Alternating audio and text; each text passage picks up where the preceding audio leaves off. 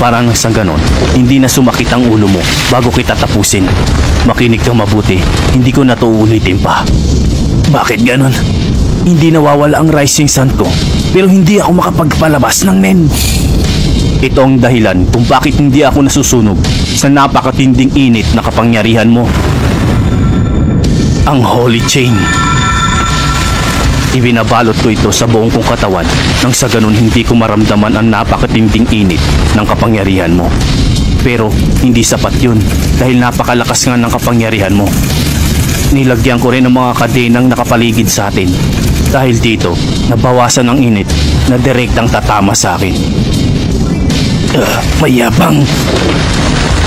Una pa lang, ito na ang plano ko. Ang mailabas ang pinakamalakas mong kapangyarihan. Dahil kaya ko itong makuha mula sa'yo gamit ang steel chain ko.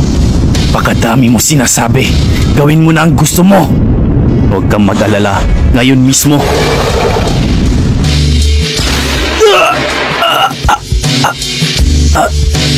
Hindi.